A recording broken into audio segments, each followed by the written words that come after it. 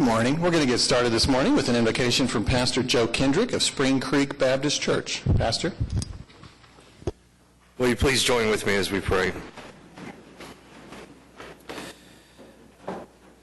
This morning we ask for a blessing on these proceedings. We ask that the business done here today be done with kindness, compassion, and justice for the good of all people.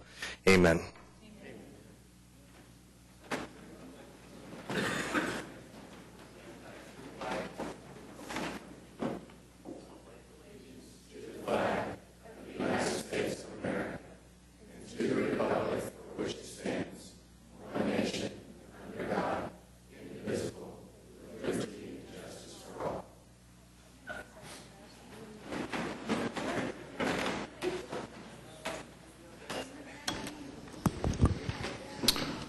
All right, good morning.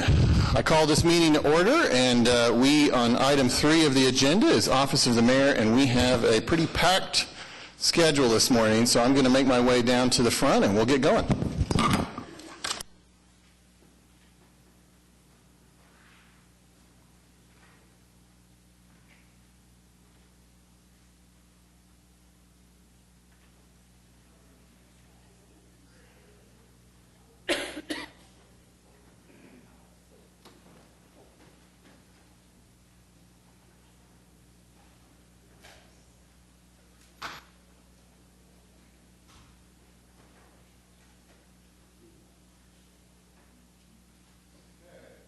Is this working? All right. First up, we have a proclamation for Bike to Work. So if our Bike to Work crew could come up here, none of whom look like they biked to work, but that may just be my ignorance about biking to work. You did? Okay, excellent. All right, I'm impressed. All right, we've got a proclamation and about Bike to Work Day, and I would ask the clerk to read. Whereas for more than a century, the bicycle has been an important part of the lives of most Americans. Whereas today, thousands of Oklahomans engage in bicycling as a viable and environmentally friendly form of transportation, an excellent form of exercise and a great recreational activity for individuals and families. Educating bicyclists and motorists regarding proper and safe operation of bicycles is important to ensuring the safety and comfort of all users. Whereas bicycling promotes a healthy lifestyle that lends itself to a healthy community and environment. Whereas downtown OKC, the Oklahoma Department of Transportation, the Oklahoma City Police Bike Patrol Unit, Embark, Oklahoma City County Health Department, Association of Central Oklahoma Governments, the Oklahoma Bicycle Society, local bicycling clubs, and bicycling shops throughout Oklahoma City are promoting greater public awareness of bicycle operation and safety education to reduce accidents, injuries, and fatalities for all. Whereas, now therefore, David Holt, the mayor of the city of Oklahoma City, does hereby proclaim Friday, May 18th, 2018 as Bike to Work Day in Oklahoma City, and he encourages citizens to always wear a helmet when cycling, to recognize the importance of bicycle safety, and to be more aware of cyclists on our city streets. Very good. I hadn't realized until now that I'm mayor the pressure I put on myself when I declare Bike to Work Day on May 18th. I'm going to have to make some plans between now and then. But that's exciting. Thank you, guys. All of you here kind of represent different entities and passions that are trying to make bicycling easier and safer here in Oklahoma City. And I believe you might be willing to speak for the group. All right? So Bike to Work Day is May 18th, and the city and the Downtown Oklahoma City Partnership are partnering on an event. If you bike to downtown in the morning, come to Myriad Gardens between 7:15 and 9 a.m., where we'll have free coffee and breakfast, and all your cycling friends will be there. Excellent. Let's give a round of applause for their efforts. Thank you. Thank you. Next up, we have a proclamation for Building Safety Month. Our building safety crew could come up here.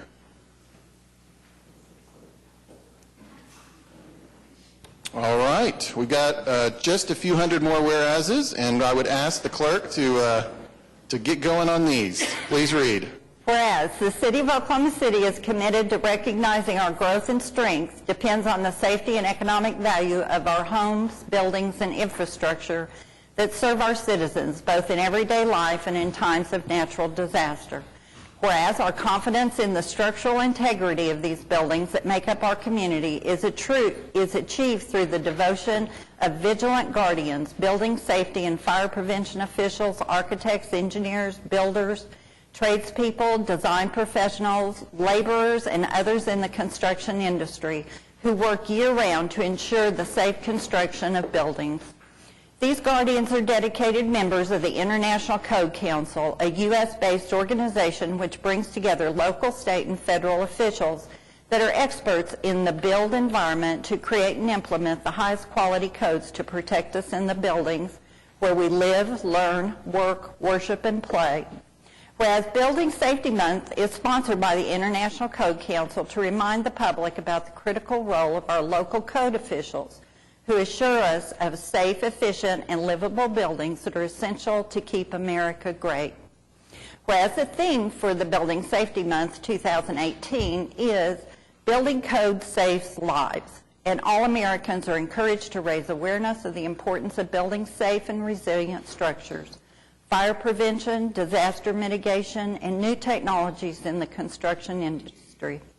Whereas each year in observance of Building Safety Month, Americans are asked to consider the commitment to improve building safety and economic investment at home and in the community, and to acknowledge the essential service provided to all of us by local and state building departments, fire prevention bureaus, and federal agencies in protecting lives and property.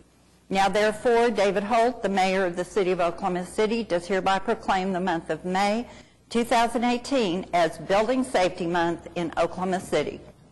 Thank you. You know, people who have chosen a profession in building safety are kind of like long snappers in football. You know, we probably take it for granted until something goes wrong. And today, though, is a day that we are showing our appreciation for all that you do. We're going to have a few words from Mike Miller, city employee. And by the way, if you are here in the building, you notice how much we are thanking and appreciating our city employees this morning. We've got a bunch of pictures throughout City Hall, and we'll be doing our Employee of the Month here in a moment. But thank you for your service, and we'd like you to say a few words. Thank you, Mayor. On behalf of all of Development Services in the City of Oklahoma City, I want to tell you thank you for having us up here today. And these gentlemen here represent the chief inspectors for all 4 trade groups that we have, Mr. Alex Keys, Mr. Steve Davis, Gary McMillan, and Mr. Robert Lane, sir. And thank you again. Right. Thank you. Let's hear it for the people who keep us safe.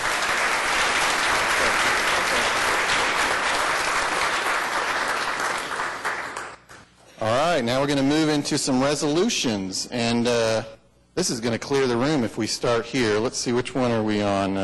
Yeah, it is. We're going to start with item 3A on the agenda, and that's the Plan OKC. So that's like half the room. If you guys want to all come up here. Yeah, we had to take this picture out on the steps of the building. Come on up here.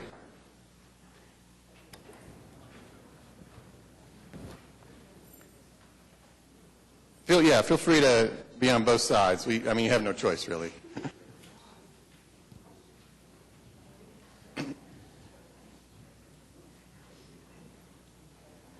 We're really proud of our planning department, and particularly this unique accomplishment of creating Plan OKC, and you're going to hear more about it here in this resolution. And if the clerk would please read.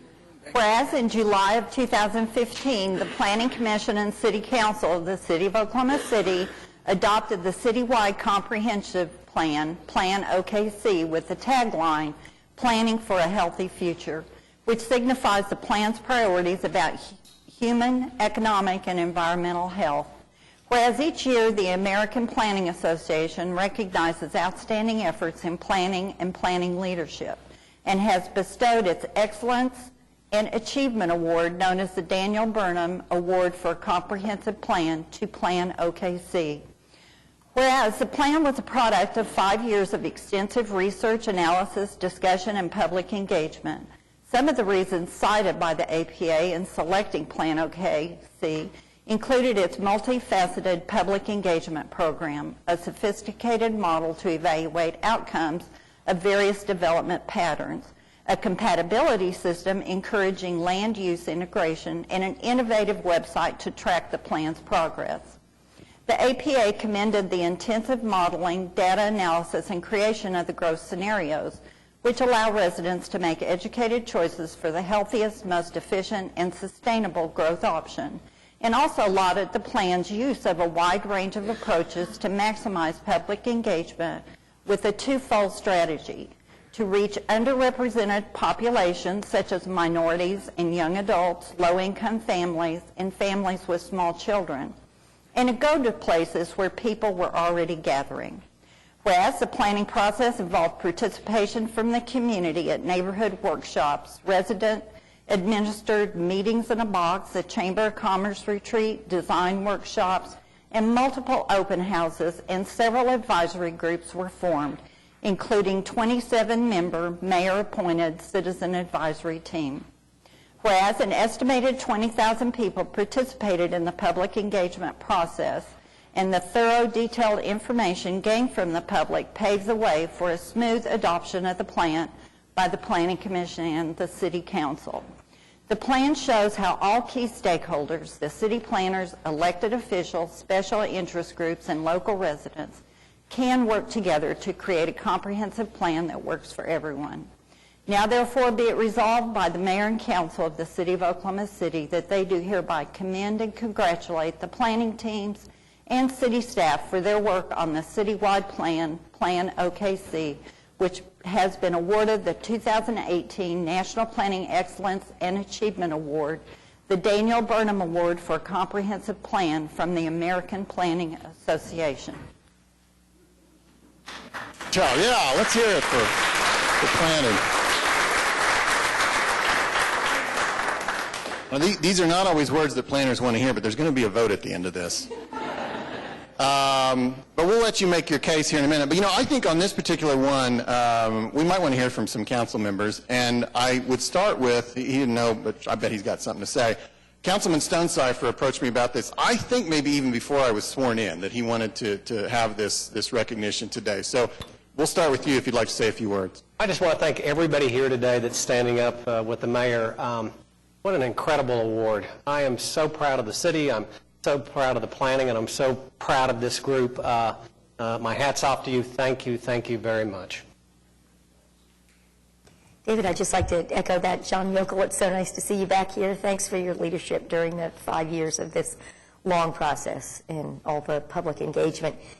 This has really helped make our jobs a lot easier up here. Zoning challenges are things that we deal with so much more frequently than I think we ever realized we would, and it's something for which we're not as well trained perhaps. And so having the deep guidance that this plan provides really sets a framework and helps guide decision making all the way through. So we're very grateful for that.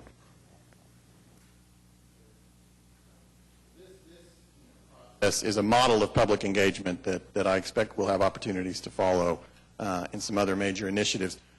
Aubrey, you want to say a few words? Aubrey McDermott, our planning director. Thank you.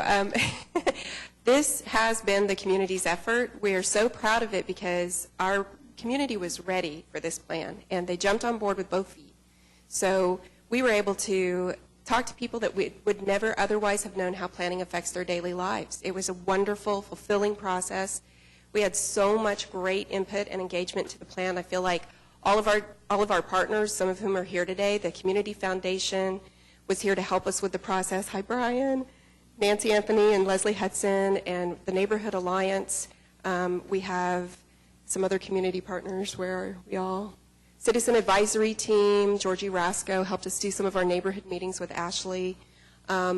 We just had so many different groups that helped us through that 5-year public engagement process, and really felt like at the end of that process we had something the whole community could be proud of. And I might also acknowledge our Planning Commission has been there the whole way guiding us. I mean, the Planning Commission deals with zoning cases and issues that they kept lists of things. When we do our new comprehensive plan, we need to make sure that we do this. And so I'm so appreciative that the Planning Commission helped drive and support us through that whole process. and to also have our council supporting us with our citizen advisory team and participating on the citizen advisory team. So we just had tons of support and felt like at the end of the day we have a plan we can all use and get behind. So I'm accepting this on behalf of our community who really put the plan together.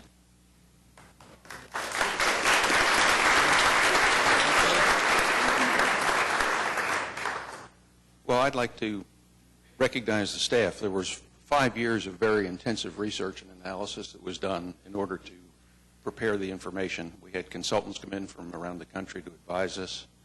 We had a very interested group of planning commissioners, and they stayed with the process for 5 years. Some interested city council people who participated as well, and we had wonderful information and support from citizens. And I just hope that the plan is studied, applied by both the Planning Commission and the City Council going forward. I think it's a great step for the city. All right, you've made your case. Now we need a motion and a second. All right, let's cast our votes. It passes unanimously.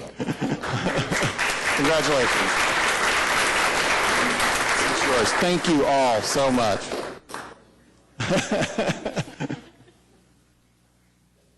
Okay, now we're on item 3B. We've got a resolution of commendation for the April 2018 Quarterly Safety Star, Rebecca Cox. Rebecca, you want to join us up here?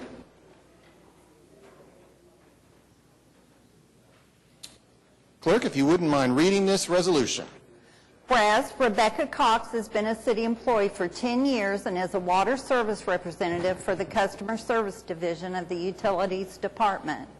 Whereas Rebecca is responsible for independently pulling and setting water meters, ensuring proper maintenance of routine water services, and exchanging information with customers concerning the disposition of complaints.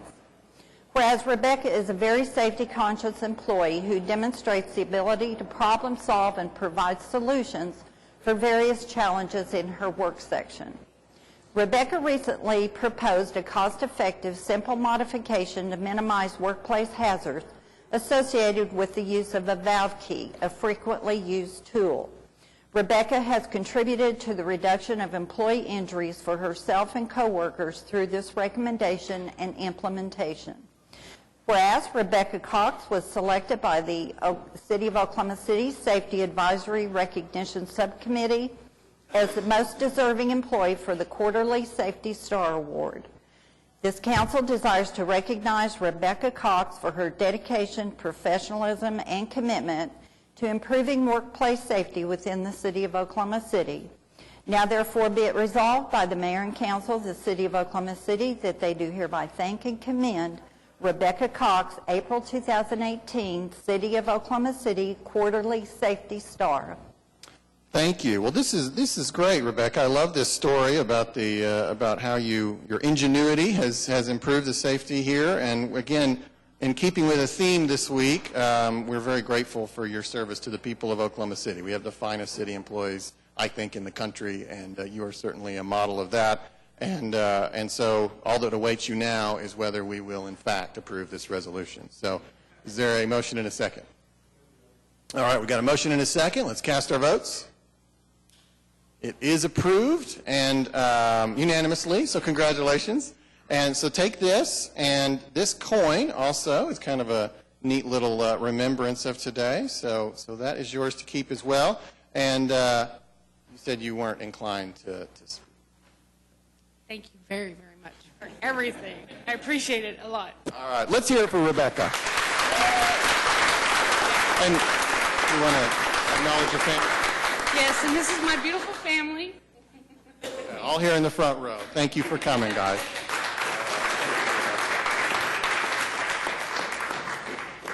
Now we're on item 3C, resolution to recognize and commend Abby Hernandez on her selection as the May 2018 Teacher of the Month by Oklahoma City Public Schools and Rotary Club of Oklahoma City. Abby, come on up here. Thank you. We're so grateful for all that you do and proud of your accomplishment. We're going to hear a little bit more about you. If the clerk would please read the resolution. Whereas Abby Hernandez has been named Teacher of the Month for May 2018 by the Oklahoma City Public Schools and the Rotary Club of Oklahoma City. Abby is a proud graduate of Mid-America Christian University, where she received her Bachelor of Science in Elementary Education in May 2011 and served as valedictorian.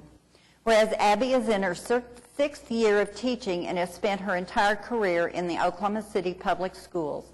She is in her fourth year at Westwood Elementary, transitioning from second grade to third grade this year. Abby's personal teaching philosophy is that every child can learn, and one of her greatest desires is to help all of her students fall in love with learning.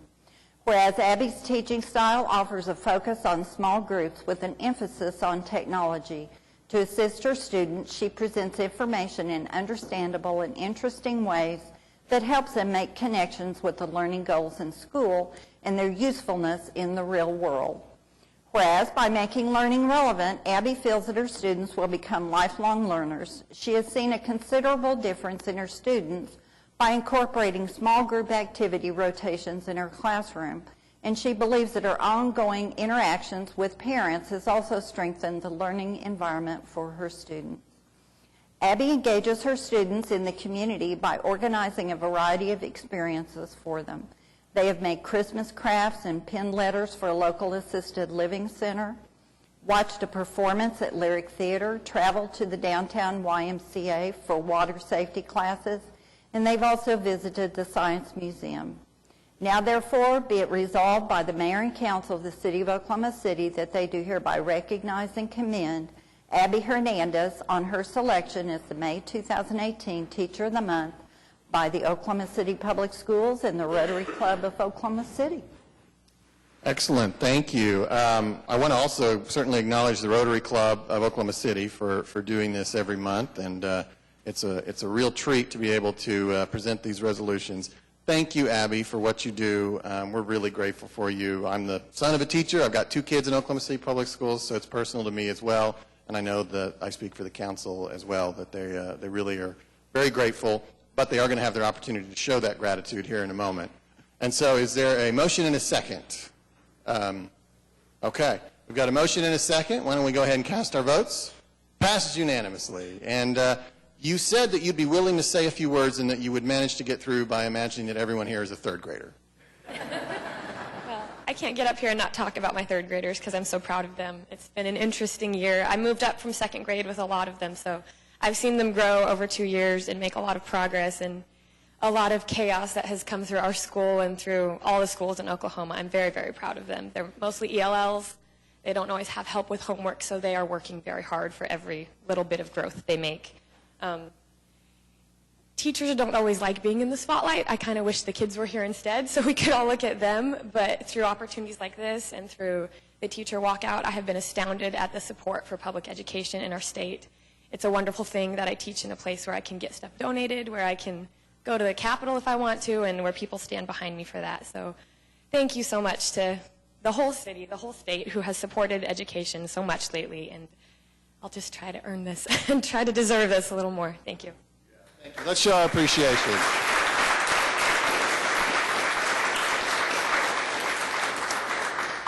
And it is, in fact, Teacher Appreciation Week in Oklahoma City Public Schools, and there's a lot of encouragement to get on DonorsChoose.org. Do you have a Donors Choose project? Yes, I have one, and I'm about to have another one. So Okay. All right. Thank you, Abby. All right. Last but absolutely not least is Yolanda Ford, our City Employee of the Month. Yolanda, if you wouldn't mind joining me up here.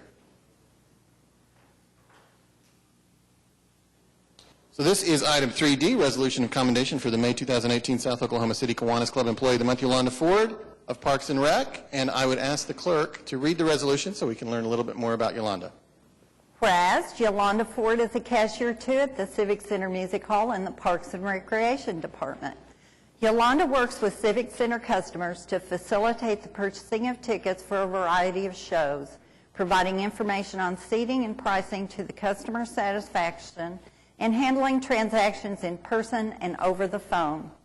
Whereas Yolanda demonstrates excellent customer service and is a great representative for the City of Oklahoma City, always showing a genuine interest in each customer she works with and displaying patience and enthusiasm in every task she takes on. Whereas Yolanda also offers good advice and input when the Civic Center staff encounters obstacles.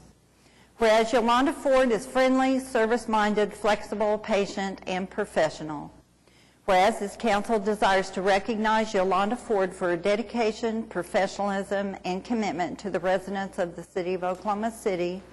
Now therefore be it resolved by the mayor and council of the city of Oklahoma City that they do hereby thank and commend Yolanda Ford, May 2018, South Oklahoma City Kiwanis Club Employee of the Month. Thank you. Well, as I said earlier, we have the best city employees in the country, and we're recognizing them all this week, but this whole month is yours, Yolanda, because you are such a great example of diligence, professionalism, great customer service.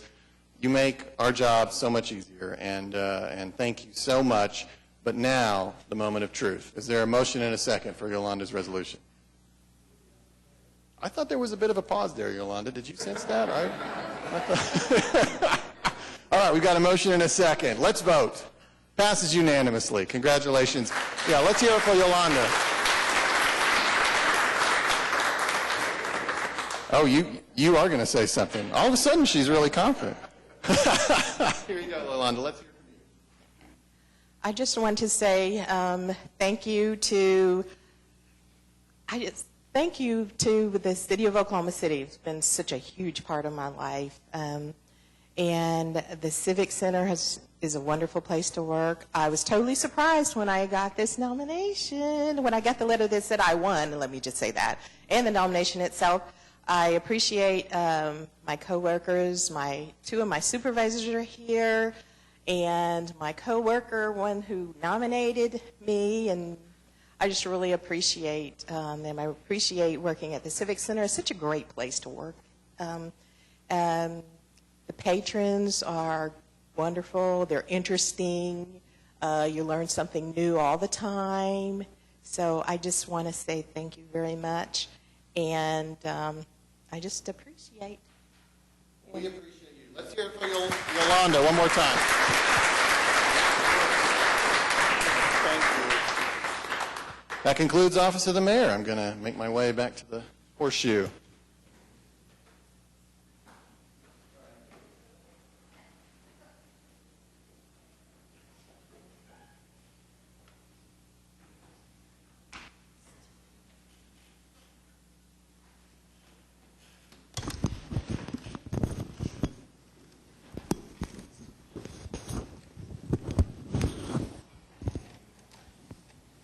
All right. Moving on now, we are on item 4A and B, Journal of Council Proceedings. We need a motion. We've got a motion and a second. We'll cast our votes. Passes unanimously. And item 5, request for uncontested continuances. City Manager. Mr. Mayor, we have several this morning, starting on page 12. Page 12, item 7, AT2. And we need to strike that and bring it back for revision and redocketing. Page 12, item 7, AT2. And moving on to page 15, item 9, A3, SPUD 1027. The applicant has requested that this item be deferred until the May 22nd meeting. Moving to page 17, under item 9F1, A, 6900 London Way, we ask that that be stricken. We need to re-notify. Item G, 1501 Southwest 26th Street, we ask that that be stricken. We need to re-notify. Item H, 10800 Southeast 29th Street, we ask that that be stricken. The owner has repaired. Moving to 9G1, 6900 London Way, we ask that that be stricken. The owner has secured. And item G, 5725 South Chartel, we ask that that be stricken. The owner has secured. Moving to page 18. Item Q, 2016 Northwest 25th Street, we ask that that be stricken. The owner is secured. Item T, 1025 Southwest 47th Street, we ask that that be stricken. The owner has secured. Under item 9H1, B, 6900 London Way, we ask that that be stricken to re-notify. Item E, 5725 South Chartel, we ask that that be stricken. The owner is secured. Item M, 2016 Northwest 25th Street, we ask that that be stricken. The owner has secured. And item P, 1025 Southwest 47th Street, we ask that that be stricken. The owner has secured. And then on to page 20, item 9N1F. 9N1F, we ask that that be stricken, and we'll bring that back and rework that. All right. Thank you. Moving on to item 6A, under revocable permits, a revocable right-of-way use permit with Market Festival on Paseo to hold Market Festival on Paseo, May 26th through the 28th, on Paseo Drive between North Dewey and Northwest 28th Street. And we do have some folks here to speak. Robert Lee Clark, come on up. Please introduce yourself and state your name and address. Okay. Robert Lee Clark, Certified Public Accountant of Sulphur, Oklahoma. And I'm here today with my wife, Michelle Clark. Michelle is an OCU MBA. She's also the court-appointed special administrator to the estate of John R. Jacobson, her father. She and her sister are the two heirs to the estate. And I was really hoping to have Mr. Mayor come down here with me to lead this presentation with me. Okay. What are we doing? We're considering your request for a revocable permit. All right. First of all, let me just give a word of thanks to those who assisted us here with the city. Drew Watson, I'm not sure if he's here today. He has been instrumental in helping us get this application completed, and we've already begun producing revenue for the city with our $400 application permit fee. The estate owns real estate in Paseo, consisting of a vacant tract at the southeast corner of Dewey and Northwest 28th, and the concrete parking lot directly east of there, and then the land and improvements at 2909 Paseo Drive. And it is on these grounds that we will be conducting the festival. Michelle's father passed away last October, and we embarked upon the rather tedious probate of the estate, but then it was discovered that the estate has the festival. So that injected a great deal of excitement and fun into it, and also a bit of a challenge. And we are certainly up for that challenge. We have signed approximately 80% of our anticipated vendors for the festival. And we also have the support of John's partners who are returning to help us with it. We also have our service providers lined up for all the different items that are required by the city and just to have the festival. And we're here today to seek your approval on our application for the permit. Great. Okay. Well, is there any questions or discussion? So this is a continuation of the Kathy's portion? Yes, indeed. Everything's the same as in years past? It's primarily the same. We worked it with John last year on a limited basis and got a feel for what's involved. And here we are this year. We're doing it ourselves. You're coordinating with the Paseo Arts Association? Yes, in fact, we are. Okay. All right. Move for approval. All right. We have a motion and a second. Any further discussion? Seeing none, we'll cast our votes. Passes unanimously. Thank you, City Council. Thank you, esteemed Mayor. Sure. Good luck with your event. Really appreciate it. All right. Now we're moving on to 6B, a revocable right-of-way use permit with the Paseo Arts Association, Inc. to hold the Paseo Arts Festival May 26th through the 28th on Paseo Drive between Northwest 30th and North Walker. And we do have Amanda Bleakley and Colin Rosebook here. Oh, there they are. Sometimes I look down too long, and they just magically appear. So we would love to hear from you about the Paseo Arts Festival. Well, please introduce yourself and your addresses as well. I'm Amanda Bleakley. I'm the executive director of the Paseo Arts Association, and my address is 7925 Lakehurst, Oklahoma City. Colin Rosebrook, and I'm the chairman of the Paseo Arts Festival. And my address is 3017 Paseo, Oklahoma City. Great. So we're here to present the 42nd Annual Paseo Arts Festival to the city and have another great year. And do you want to tell a little bit about So it? we've got about 100 artists from all over the country coming. It's a national juried artist. So we try to have quality of art and fine arts. It's also one of our main fundraisers for the community as the Paseo Artists Association. Yep, we have 2 stages with over 50 bands booked over 3 days. We have 18 food and drink vendors and everything well planned out, ready to go. We also have Artists of the Future area with children's area for their art. And one thing we want to make sure that everyone knows that we have planned a free shuttle for the community. You know, parking is always an issue there. If you've ever been there, there's a free shuttle at 36th and Walker where they can park for free. Shuttle brings them down. It's a rotating basis every 10 to 15 minutes. And it's a great thing for the community to be able to come out for this free event.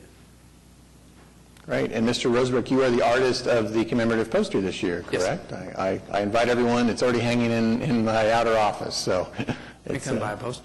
Beautiful. Yeah, buy one. Don't just look at mine. Are there any questions, discussion? If not, a motion from Councilman Shadid? Yeah, move for approval. All right, we have a motion and a second. We'll cast our votes. Permit passes unanimously. Thank you. Thank you. Have a great festival.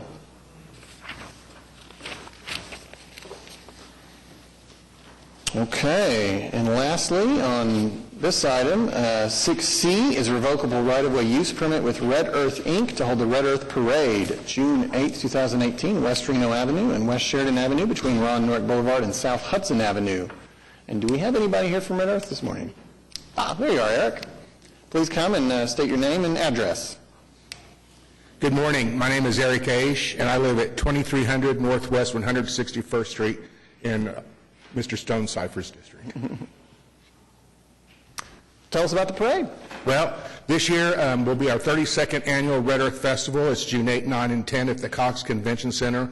We'll have artists from throughout the country who will be selling their artwork. We have over 100 artists that will be participating in our event. And we have a large powwow with over 500 dancers who will be competing for prize money. We'll attract about 10 to 20,000 people to attend our event. We'll kick it off Friday, June the 8th, with a parade that is pretty much one of the most unique parades in America. Where else will you see Native American culture, Native princesses, tribal groups in a downtown metropolitan setting? So it's a beautiful parade. It starts at 10 a.m. It will circle the Myriad Botanical Gardens. We'll have food trucks as well throughout the weekend. So one of the things that's new this year for our festival, we're expanding and including portions of the Myriad Botanical Gardens, so we'll have an outdoor venue as well as our venue inside the Cox Convention Center.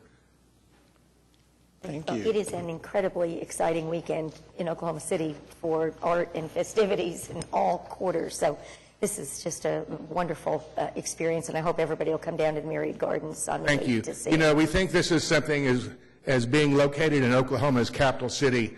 We like to think that we are sharing what makes Oklahoma unique. And one of the main things that makes our state and our city unique are the tribal cultures and that we have here in our state. I would move approval, Mayor. Yeah, we've got a motion. Second, and I concur. I mean, no state has more Native heritage than Oklahoma, and I'm so proud that Oklahoma City hosts this commemoration of that. And I've been at the parade in the past, and it's exciting, and I invite everyone to head down. And with that, if there's no further discussion, we'll cast our votes. Passes unanimously. Great. Thanks, Eric. Thank you, guys. Hey, and Eric, tell Karen that you want to see the D.G. Smalling piece in my office, and go check it out. All right. We will now recess the council meeting and convene as the Oklahoma City Municipal Facilities Authority. This is a body that has the same membership as the council, but allows us to have different powers than the council does. And so with that, we only have one item under that. It's claims and payroll, and it is our custom to take a motion and a vote on that. We've got a motion and a second. We'll cast our votes. Passes unanimously. We will adjourn the Oklahoma City Municipal Facilities Authority and convene now as the Oklahoma City Public Property Authority. And we have a couple of items here which we can handle in one motion and vote, I am told. We've got a motion and a second. Seeing no discussion, we'll cast our votes. Passes unanimously.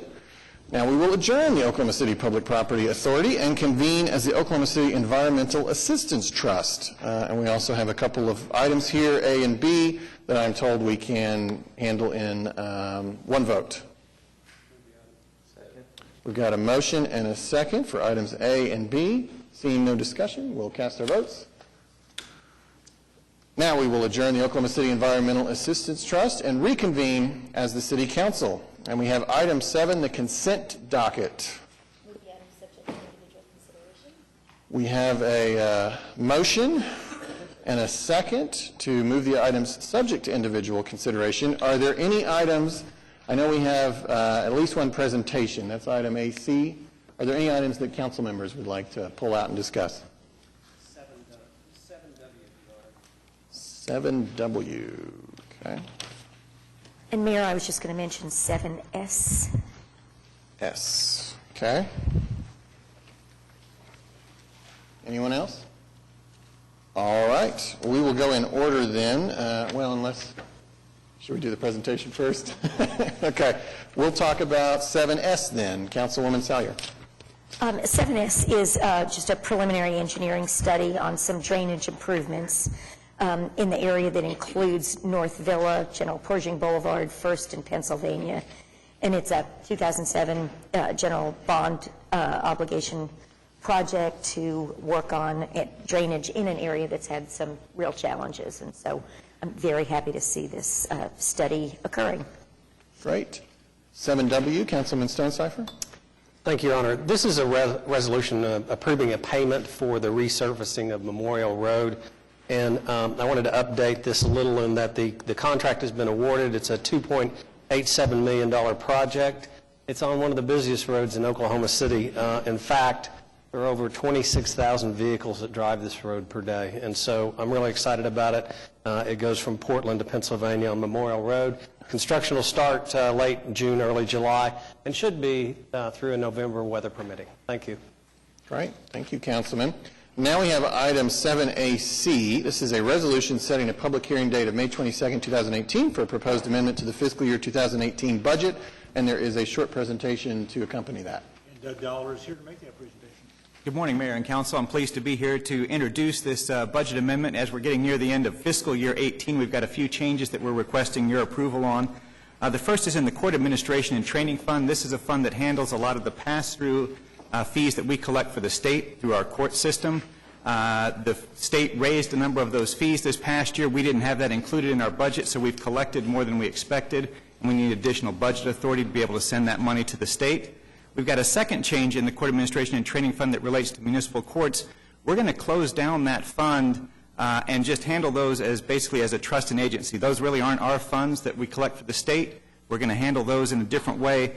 And so there is some administrative funds that have been there that we've been able to collect over the years, about $600,000. We'll be transferring that out of the fund so we can close that down at the end of the year. And so that the total budget change for court administration and training is $1,260,000. In the general fund, we're amending the budget to receive that $600,000 from the court administration and training fund. There's again those administrative funds that have been collected over the years.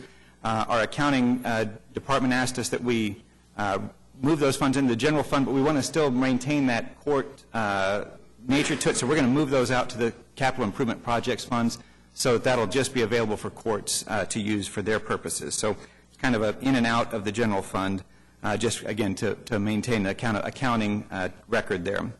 In the hotel motel special revenue fund, hotel motel taxes have come in higher than we anticipated in the current year, and so we're asking for additional budget authority. Part of our requirements under our revenue bonds that we have is that all revenue we receive in hotel motel tax flows through the trustee bank that the bond said, and then they send whatever is not needed for debt service back to us.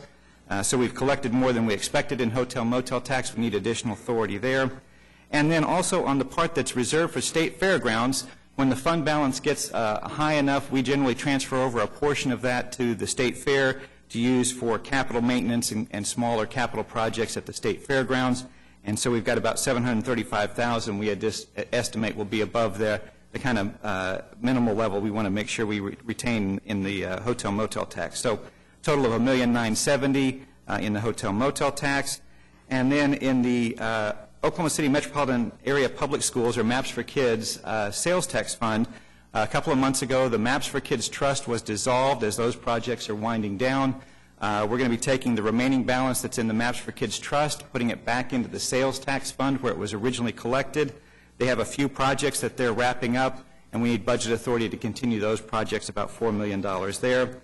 And then finally, Zoo Sales Tax Fund. Again, sales taxes come in better than expected. We transfer all of the Zoo Sales Tax Fund that we receive over to the Zoological Trust, and so we need $484,000 to make that transfer. So in total, we're looking at about $8,300,000 in an increase in the FY18 budget. That's in the current year budget.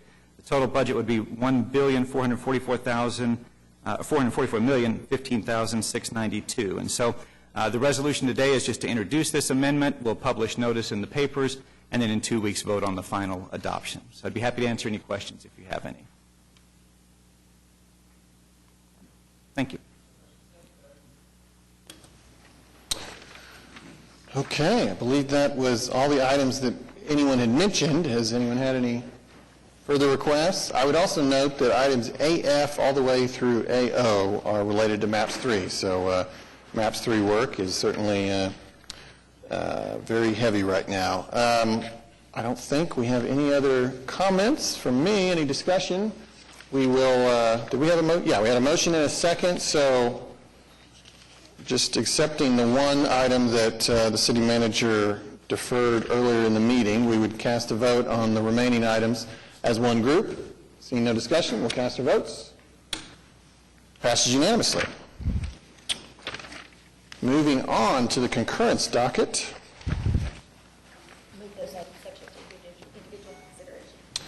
We have a motion and a second to move all of the items under item 8, the concurrence docket. Any discussion? Any individual items for individual consideration? Seeing none, we'll cast our votes. Passes unanimously. Moving on to item 9. These are items requiring separate votes. And 9A, ordinance on final hearing, recommended for approval. Actually, A1, I should say, ABC2, alcoholic beverage consumption restaurant with alcohol district overlaying the SPUD 829. Is there anyone here? Or actually, I'm sorry, Councilwoman Salyer, would you like to talk about this? Oh, that's okay. Mayor, is there anyone here signed up to speak on this item? No. This is a ABC2 overlay for a new restaurant called Anatomy Wine Club at 1600 Northwest 16th Street. The applicant is Hunter Wheat, who I think many of you know has very successfully operated Blue Garden at 10th and Hudson for a number of years, and we look forward to the new facility, so I would move approval. All right, we've got a motion and a second. Any discussion? We'll cast our votes. Passes unanimously. Item 9A2, ABC2, alcoholic beverage consumption restaurant with alcohol district overlaying the C3 district, 3100 North Walker. Councilman Shadid? Anybody sign up to speak? No. I move for approval as it had unanimous planning commission approval and no protest. Okay, we've got a motion and a second. No further discussion. We'll cast our votes. Passes unanimously. Item 9A4, because you will recall 9A3 was deferred. 9A4 is 804 Northwest 65th Street from R1 single family to SPUD 1042. Councilman Shadid? Anybody sign up? I move for approval. Second. All right, we've got a motion and a second. No further discussion. We'll cast our votes. Passes unanimously. We've got 9B1 and 2. Well, we have some folks here, but we'll start with, so amendment to section 1.5, et cetera, of the master design statement, and an ordinance on final hearing recommended for approval, SPUD 967 at 8324 Candlewood Drive. If I recall correctly, Councilman Griner, this was deferred from a couple weeks ago. Would you like to talk about it? We deferred that because it was the first time I'd heard about any protest on it, and so last week I met with the applicant and the protester together, and we discussed some stuff, and so I think we should probably start with the applicant, let him kind of just talk about the changes that he's made to the SPUD, and then we'll hear from anybody who's signed up. Good morning, David Box, 522 Colcord Drive, here on behalf of the applicant, who is Mr. Chris Cheatwood. He's also here with me. As Councilman Griner said, we did have the opportunity to meet on site. We did walk over and talk to the neighbor to the west who had showed up at council meeting last time to voice some concerns. There were three main concerns from what I gather that were emailed to me late yesterday by an attorney representing her, that he asked in an email that Councilman Griner has if we could agree to those. It was his understanding that we could resolve the issue. The three items were no loading or unloading of the cars within the public right-of-way. We're certainly not allowed to do that, but we have added that into the SPUD master design statement to make sure that it's codified in the ordinance. Two, that we take down the auto repair sign that's currently on site. We agree to take down those words. We'd ask for 90 days just because there's a cost associated with that. And finally, limit the use for the auto repair to just that repair that's necessary for and accessory to the towing services. So all three of those items are agreeable. We probably need to, I guess, add another TE to accomplish that, but we agree with all those items. I emailed the attorney back first thing this morning before I walked over here that we are in fact agreeable to that. After our meeting, I did email a copy of the revised SPUD that came from that meeting. We met on May 1st. After that afternoon, I emailed a copy of the SPUD to the councilman as well as to the neighbor, including my client on it, adding the unloading, loading issue into the SPUD, into that master design statement. I never heard back from the neighbor until late yesterday when I received that email from the attorney. But again, she did have that. We do agree to those changes. So with that, I was not aware of any other issues, any other people that might have concerns, but this was continued multiple times through the Planning Commission process. If you'll recall, this is a bit unusual in that this site is zoned straight C3. If you look at our SPUD now, I believe it only has 4 uses. So going from something that's zoned straight C3 to only 4 uses, and those 4 uses are all tied to the one use that my client needs for towing, is a significant reduction in the intensity for which this site could be developed. What that means is if my client's operation somehow fails, the next person is going to have to come in and get a rezoning. And I'm almost willing to guarantee that the Planning Commission and this council won't give straight C3. So what the end result is a much less intense zoning for both the neighbor to the west and the neighbors that exist to the north and the east. And if you also recall, one of the items that was of great importance at the Planning Commission stage is the existence of a metal fence. So what we've agreed to do is an 8-foot metal fence on our south and an 8-foot metal fence on all the west-facing pieces of my client's property. So everything that faces Candlewood Drive will be 8-foot and metal. That'll help not only my client with security, but also help with the visual appearance up and down Candlewood Drive. So with that, I'd be happy to answer any questions. So how many people? We have 2 protesters. Let's hear from them. You want them to come up? Okay, Mr. Charles Musson.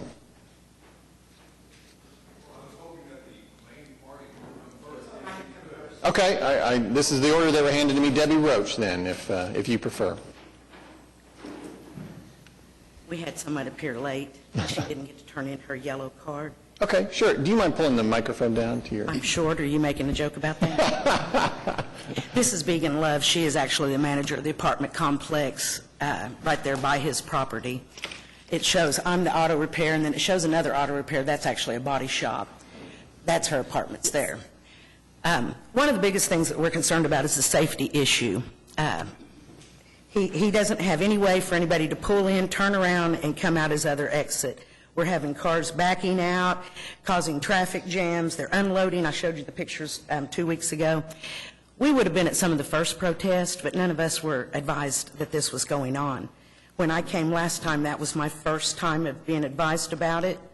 They never was, and neither was the neighborhood association. And so we had the meeting here last time, and my Ward 1 councilman agreed that we would get together and talk. I would have called that a meeting if somebody would have called and set up a meeting. I was at work the other day, and I had 4 large men all come, pounce in my door, and ready to talk about this. I am a business person. I do run a business. I had a customer sitting in my lobby. I told him, well, you know, what kind of choice do I have? Because now we're only a week before this hearing. Again, if you looked at the pictures that I sent around, he doesn't have adequate parking. I'd like to ask you, where did you park when you went over? Did you park in his lot? When you went over to visit? I was unsure on where to park. That's our problem. He wasn't sure where to park. He parked in Nino's parking lot. There is not adequate parking to substantiate a business here. It's been an oil change. It was an oil change for approximately, I think, 15, 20 years before I opened, and I've been open 25 years. We've tried to keep a nice-looking neighborhood. We are in a good area, and he doesn't do anything to keep that property up. He's finally moved cars he had for sale, but if you look at the fencing that he has, there's nowhere to park. So they're parking in my lot, and then, you know, we've had them park in the street, and it's a curve there. It's so dangerous. She has a lot of tenants that walk. That exit, my exit is literally category across from where he wants to rezone. And so that's the only exit out into my apartment complex. And so when it is backed up there, a lot of my residents complain on not being able to get out in the mornings during the business hours, and most definitely when they get home from work. Because that's my only exit, which is directly, kind of cattle corner directly across where his. We're just having terrible problems about 5:30 at night if there's anything going on over there. He has tried to, looks like he's tried to stop his after hours, but they just wait till I leave now. And then it all pops out. So I'm just real concerned that we keep our neighborhood good. We've really let a lot of neighborhoods go down, and I'm an automotive repair, but I keep a very neat and tidy shop. I have never had any complaints. I'm in good standing with the city. I pay all my bills, all my taxes. I'm a good business for the neighborhood. I've got many customers. They all love us and appreciate us, but I've had a lot of people complaining because, again, my exits are right across from his. And so I've got parts trucks trying to get in, people trying to get in, and we've got cars unloading out in the street. It's a bad safety issue. And it's been a successful business before it became a towing facility. It's been an oil change, and it's had adequate parking and everything. But he has no assigned parking places. It's like they park in our lot, and then they're rude to us when we ask them, you know, can you park across the street where your business is, because I do run a very, very busy business. And I use my whole parking lot, and I don't know how he's going to do it in that little one of his. So I'd just like for you to consider the safety of our citizens. And my residents that is exiting out of Boulder Ridge Apartments. All right. Thanks. Thank you. Thank you. Mr. Messon, would you like to speak now?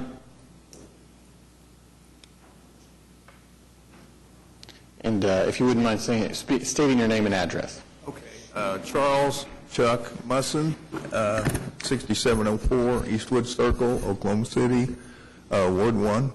The reason I'm here is because, well, twofold. I'm the president of the Rock Knoll Homeowners Association, which is straight up Candlewood, and Candlewood's one of the main two entrances into our 303 home residence neighborhood.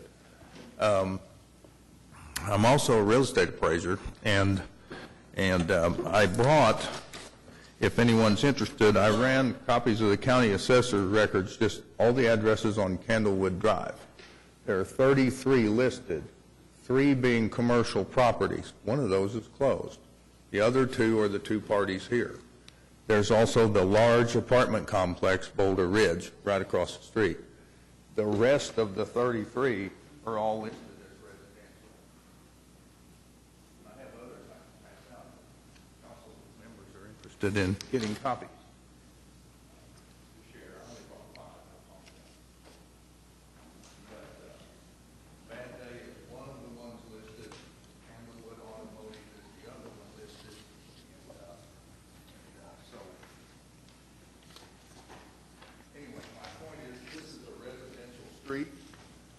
With a few little commercial uses down close to Northwest Expressway. And so I think that's key. I personally, in the past, that was built as an oil lube shop, and it was agreed to coordinate with the neighborhood that they'd have their colors coordinated, and it looked nice. It was earth tone colors, fit right in.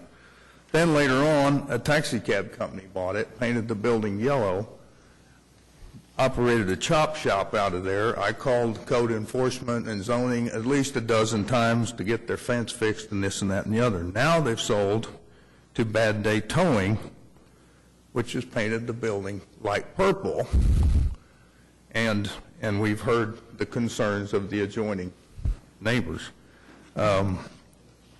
Again, being an appraiser, I have a tendency to look at zoning regs and things, and these are just the quick comments, but C3 district intended for business located at the edge of residential areas, but surging enlarging area. Because the varied use permitted, it's important to separate them as much as possible, both visually and physically, from any nearby residential areas, and to limit the harmful effects of increased traffic, noise, and general non-residential activity generated. That's under C3 and Article 6 of the zoning basic districts. Then, here's another one under the same category.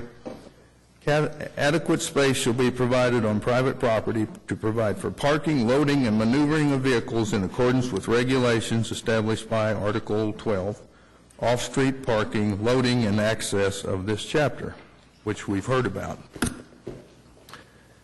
Ultimately, as my conclusion, this is a unique little space, but the last two people that tried to use it bring in a heavy industrial commercial use, and it's really intended for a light commercial industrial use. And that's basically my point, because we want the neighborhood to stay good. We've worked long and hard with other neighborhoods on projects with Councilman Greiner, who's been helpful to us in the past and all. And I thought it was important enough to come to the council today in this matter, because if I understand the SPUD, it gives them the special opportunity to expand or change the PUD requirements. The councilman says, you know, they're going to reduce it, but they're still going to do the same action that they've been doing. I'm concerned about a SPUD because, in effect, it has the opportunity to give them a king's axe. That's all I have to say. My concern is with my neighborhood and the overall area and the values and the appearance. And by the way, the building, last time I drove by yesterday, has 3 or 4 neon signs. The signage has been removed, but the frame's still there, and the fluorescent bulbs are standing out and showing. There's a fence that separates this property with the adjacent residential duplex. It's a commercial property's responsibility to keep fencing between them and residential property. There were missing pickets. Well, they put some in, but the missing pickets should have been about 4 foot tall. They put 8 foot tall pickets in, didn't even cut them to measure with the others. So we've got a throw together fence. And I think that's an indication of the type of business that they tend to be. There are multiple places in this city where a wrecker service can operate, will have the loading area and access to main streets, not on a residential street, and service Oklahoma City well. That's all I have, ladies and gentlemen. Thank you. Thank you for your time. Thank you, Mr. Musson. Well, I think Mr. Musson hit the central issue, and that is whether or not this use is compatible. Our staff, by looking at our comprehensive plan, has said that it is compatible. Our planning commission determined that it's compatible. And so for us as a city council to say that it's not compatible, it's going to be really hard to defend that in a court. And I think that a lot of the things that are put into this SPUD do protect the neighborhood and the people around it. And I encourage everybody that if you see something that's going on this property that shouldn't be going on, please turn it in as many times as you can, because nobody wants it to be unsafe out there, and each property owner should stay on their own property. So, but I don't see any other protections that we can put into the SPUD that would make it better. There might be, but so with that, I'll move for approval. Okay. We have a motion and a second to approve item 9B1 for starters. Mr. Box, do you? Okay. Is there any other discussion or? I guess the only question I have, the amendments that Mr. Box talked about, are they a part of your motion? Yes. Thank you. Okay, so the motion for approval includes all of the concessions that Mr. Box articulated a moment ago. Ms. Roach? Sure. Step to the microphone and state it. I don't think he said there was going to be a 8-foot fence on the north side of his property. He said south and west. I'm wondering why we're not doing the north and the other. Those still back up to residential areas. Councilman? I mean, the reason is that was never brought up as an issue that really needed to be addressed. None of us knew about these meetings until last time. Well, I mean, I looked at the application, and something was sent to all the surrounding areas. I mean, it didn't look like anything was missed. But I mean, that's our biggest concern. The fence Mr. Musson talked about is the one that's missing the pickets.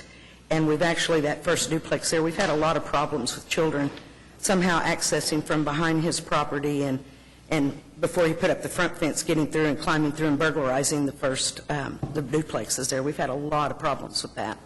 So that's why I think we should have one on the north side of that business, too. And east? And the east. I think it should be all the way around it. Okay. Would the applicant be willing to add that to the SPUD?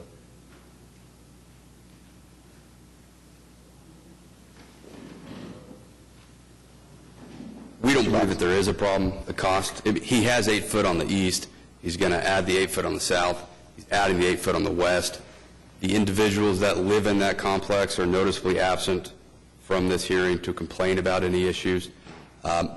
You were out with me May 1st. I didn't see any missing pickets.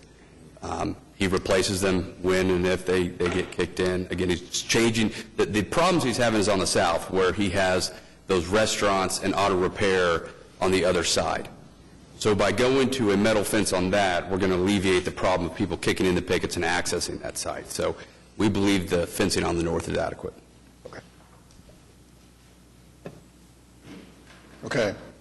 Any further discussion? We already have the motion, including the concession stated by Mr. Box, and a second. And I would just add, I mean, I know Mr. Musson to be a longtime advocate for Rock Knoll, and but I think, it is my inclination to be deferential to the councilman from Ward 1, who I think you heard made a commitment to follow through on these concessions, and if you have complaints with the activities in the future, I know he'll make sure that they're followed up on. And so with that, if there's no further discussion, we'll cast our votes. Passes unanimously. There's item 9B2 as well. Councilman? Move for approval. Motion? There's a motion and a second on that item. Any discussion? Cast your votes. Passes unanimously. Moving on to item 9C1, amendment to the master design statement to establish hours of operation. It's also relating to item C2, ordinance on final hearing recommended for approval, SPUD 1044 at 6120 North Drexel Boulevard. Councilman Shadid. Did anybody sign up to speak? This had unanimous planning commission approval and no protest. I move for approval. Second. We've got a motion and a second on item 9C1. Seeing no discussion, we'll cast our votes. Passes unanimously. And then item 9C2. Councilman Shadid. Move for approval. We've got a motion and a second.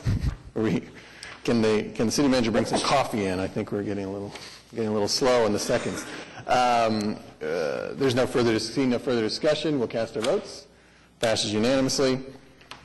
We've got item 9D1, amendment to the master design statement to include screening along Northwest 64th Street and limit one drive on North Independence. And then item 9D2, ordinance on final hearing, SPUD 1045 at 3301 Northwest 63rd. Councilman Shadid.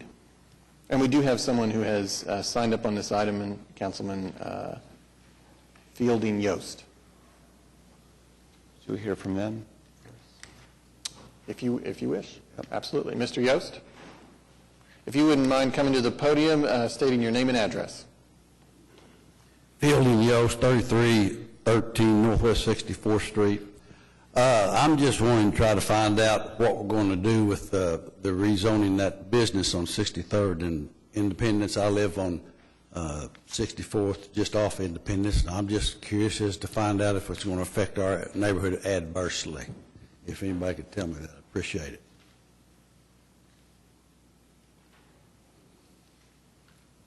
it. Is the applicant here? Is the applicant here? Yes. Oh, okay. Great. So have you had previous meetings or? I have. The only discussion I've had, I went over to it's an eye doctor's office. I went and talked to him, and he told me what they had planned on doing, but he was a little bit shaky about it. But so that's the only contact I've had with anyone. Yes. Do you have specific questions that you'd like? Well, I'm just wanting to know how it's going to affect. I live on 64th Street right off Independence. I want to know how that's going to affect that neighborhood, traffic-wise. I don't know. That's just what I'm trying to interject here. Sure, and what's your name and address? Derek Michael, 3309 Northwest 64th, just to the adjacent property there as well. I think we just have a few concerns just because of the notice that we were sent didn't have any specifics. And so currently there's a clear differentiation in between the current zoning of the business and our residential community that lies behind it. And there's a clear barrier right now in the form of shrubbery that differentiates the property line from business to residential. There's not much traffic that occurs there. We do have many kids. I have a couple of children myself. Building has grandkids that play on this street. In addition, there's an Independence charter school, and those kids often walk across the street and around the neighborhood, around our neighborhood, for their extracurricular activities and during recess and such. And so the primary concerns would be limiting access and drive and maintaining the differentiation of what is currently a business and residential. And I would say that the two concerns to that are, a landscape or fencing barrier, number one, and then the question of limiting the drive on 64th, not necessarily Independence. And then number three is how far are we going to extend that parking lot into our residential area? Because currently the line is significantly reduced from where it is outlined on the plot that we were sent. So we might hear from the applicant, because this has certain stipulations that the Planning Commission wanted. For example, there's access is limited to one drive on Independence. Mm-hmm. There's a 6-foot wood site-proof fencing along the street right away on 64th Street. And then that's required, less and except site triangles at 64th and Independence. Would they be doing anything north of that fence that you're talking about, between that and 64th Street itself? There's a current barrier there. Is that going to go further towards 64th, or is it going to stay where it's at? I guess is the question. Maybe we should hear from the applicant. I'm not sure. If he can just address the boundary that exists, and if it's going to extend past the current boundary, because there's a clear differentiating line of what is residential and business with the current boundary, and it appears with the stakes and the outline on the plan that it's going to extend well beyond that and into the residential community and infringe on that. And then I would also concur that, some beautification beyond a 6-foot wood panel fence in the form of some landscape or something would occur. And if we can limit the infringement into that residential area, that'd be nice to hear from that. Okay. If the applicant wouldn't mind saying your name and address. Mark Ferris, 2933 South Bryan Avenue. To start with, the use will not change. It will still be a surgery center. Specifically, there will be a 6-foot stockade fence set a minimum of 4 feet off the right-of-way of 64th Street. And within that 4-foot zone, as required by the Planning Commission, it will be landscaped. So effectively, the open wrought iron fence and landscaping will be moved north approximately 18 feet. The stockade or the wrought iron fence will be replaced with a 6-foot site-proof fence, and the landscaping will be reestablished on the north side of the fence. And the landscaping is 4 foot, at least 4 foot high, or? I don't think they have chosen the landscape material as of yet. It says a 4-foot landscape buffer shall be provided along the north property line. That would be the width, would be the minimum width. We will make that as wide as possible. If we can go 5 or 6 feet, we certainly will. But that will be on the north side of the stockade fence. So the residents along 64th Street will effectively see a landscaped buffer, and behind that would be a 6-foot stockade fence. Well,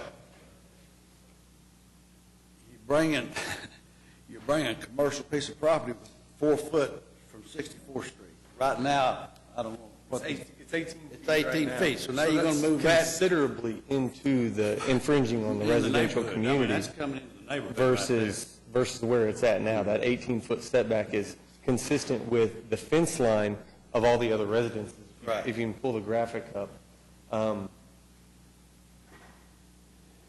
If you don't mind.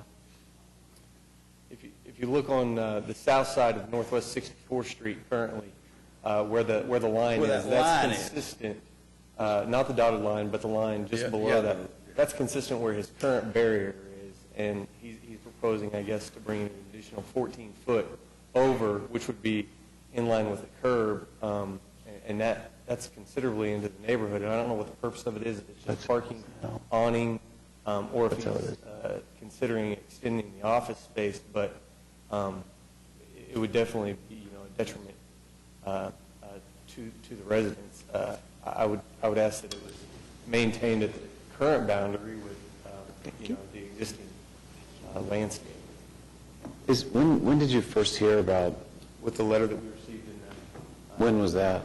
I didn't get notification. I don't know when I received it. I was just notified yesterday from the building. I didn't receive notification from he's my neighbor, and he came and said, "You know what they're planning on doing?" I said, "No," and I looked at this, and that's the only notification I have. So I didn't. So ideally, we would have some kind of meeting between the applicant and the neighborhood before, and not have kind of negotiations here. Sure. At the council. I wonder if we could defer this and have the applicant. I'd certainly be happy to meet. We could meet in the next week or so. That'd be acceptable? Okay. I move for deferral for 2 weeks until the next city council meeting.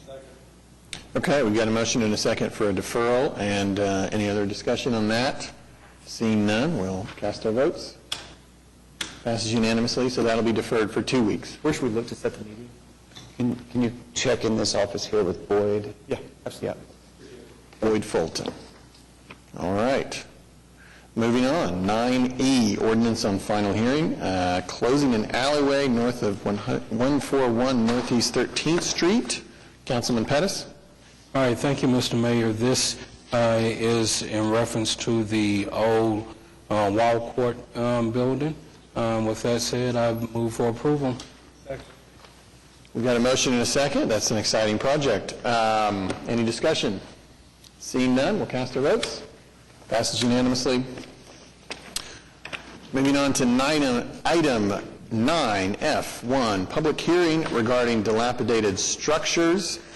Some of these items were deferred as per the city manager earlier.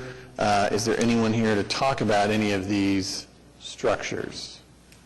Seeing none, I would entertain a motion for item 9F2, resolution declaring structures are dilapidated. We've got a motion and a second. Any discussion? Seeing none, cast our votes. Passes unanimously. Item 9G1, public hearing regarding unsecured structures. Some of these items were deferred per the city manager. Is there anyone here to talk about any of the items under 9G1? Seeing none, I would entertain a motion for item 9G2, a resolution declaring that the structures are unsecured. Got a motion and a second. Any discussion? Seeing none, we'll cast our votes. Passes unanimously. Item 9H1, public hearing regarding abandoned buildings. Some of these items were deferred per the city manager. Is there anyone here to talk about any of the items under 9H1? Seeing none, I would entertain a motion for item 9H2, resolution declaring that buildings are abandoned. We've got a motion and a second. Seeing any discussion? None. We'll cast votes. Passes unanimously. Moving on to item 9I1, resolution authorizing the municipal councilor to confess judgment without admitting liability in the case of Tabor v. City of OKC. Do we need an executive session? No, we do not. And so I would entertain a motion for the approval of the resolution. We have a motion and a second. Any discussion? Seeing none, we'll cast our votes. Passes unanimously. Item 9J, we will enter into executive session to receive confidential communications regarding pending mediation in the case of OKC v. 23 Saks Self-Storage, and this does require a vote to go into executive session. We've got a motion and a second. No discussion. Cast your votes. Passes unanimously. We will go into executive session after the conclusion of our other business. Item 9K, enter into executive session to receive confidential communications regarding Neely v. City of OKC. This does require a vote and a motion. Got a motion and a second. We'll cast our votes. Passes unanimously. We will do that after the conclusion of our other business. We would also like to enter into executive session for item 9L to receive communications regarding Philip Williams v. City of OKC et al. This needs a vote. Motion and a second. You guys are doing great. Seeing no discussion, we'll cast our votes. Passes unanimously. And we will do that executive session at the conclusion of our other business. Item 9M, enter into executive session to receive confidential communications regarding potential participation as a claimant in litigation known as State of Oklahoma versus Purdue Pharma. This needs a vote. Motion and a second. Seeing no discussion, we'll cast our votes. Passes unanimously. We will handle that as well after our other business. And now we are on 9N1, claims recommended for denial. One of these was deferred by the city manager earlier. Is there anyone here to speak on any of the claims recommended for denial? Do we need to enter into executive session? We do not. Is there any discussion? We've got a motion and a second to approve item N1, claims recommended for denial. Any discussion? Seeing none, cast your votes. Passes unanimously. Item 10A1, claims recommended for approval. Is there anyone here to speak about any of the claims recommended for approval? Seeing no one, do we need executive session? We do not. Is there a motion? We've got a motion and a second. Any discussion? Seeing none, cast your votes. Passes unanimously. Whew, we did it. Okay, now we're on to items from council. And we will start at Ward 8 today. Councilman Stonecipher. Nothing, Your Honor. Thank you. Councilman Greenwell, anything for this morning? Go to the order? Yes. I know it may not be widely accepted, but I would suggest that our representative to ACOG look into or make a recommendation that ACOG looks into information, the most current information on weather modification, both intentionally and unintentionally, such as cloud seeding. I don't think it should be the City of Oklahoma City's sole responsibility to look into the latest information. And just a couple of months ago, the American Meteorology Society held their 21st or 23rd annual conference on weather modification. And they've got interesting stories about what's going on in China, what's going on in Israel, as well as in certain parts of the United States. I just think we should at least become better aware of what's happening.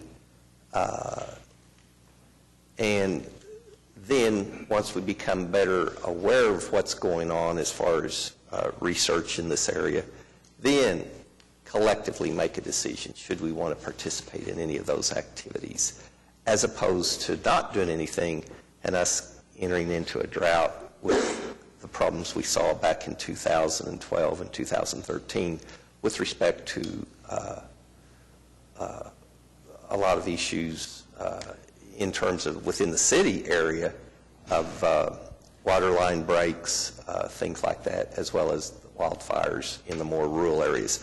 And these wildfires, that's where ACOG comes into play.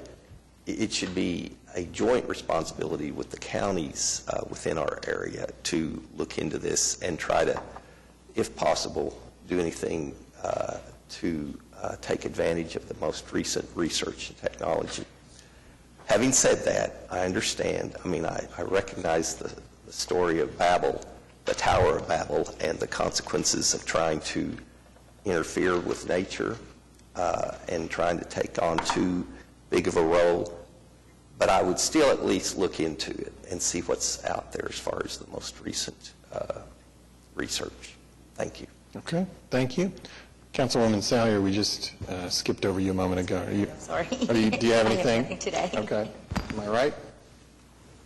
I'd just like to thank you, Mayor, for coming out to our ribbon cutting at the corner of Northwest 23rd and Meridian to commemorate the development of a streetscape package that's taken about 6 years to develop, the purpose of which is to re-energize the commercial and residential area along 23rd Street.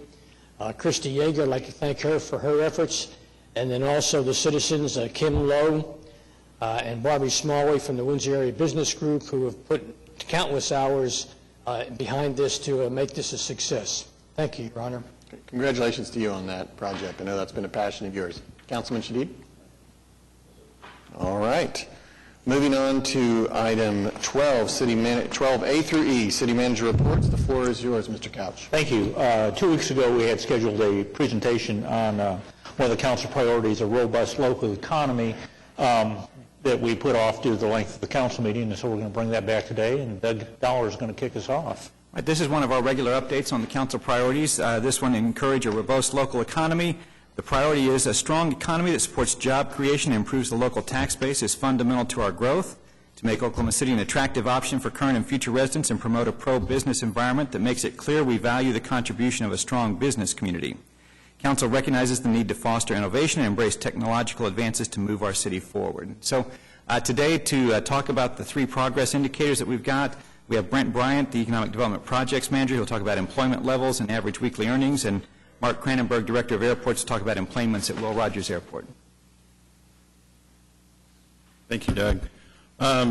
Since 2010, the number of jobs in the Oklahoma City MSOA have averaged about 1.82% annual growth.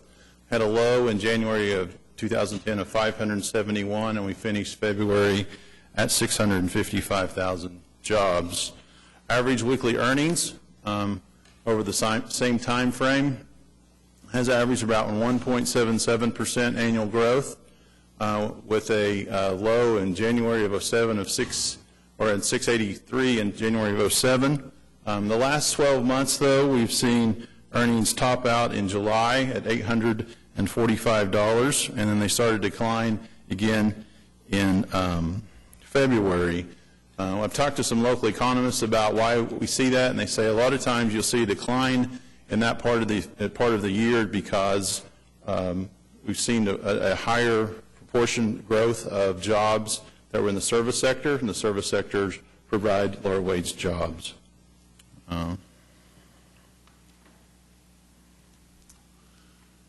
Ways that we support the creation of jobs is through our strategic investment program. It's funded through the city's general obligation limited tax bonds. It's a performance-based program that requires prospects to have an annual payroll of $1.75 million or create 50 jobs. In 2007, the citizens authorized the $75 million general obligation bond program, and then they approved an additional $60 million in 2017. Again, it's designed to complement the state's quality jobs program, and we utilize the chamber to manage our application process. Current policy allows, let's see,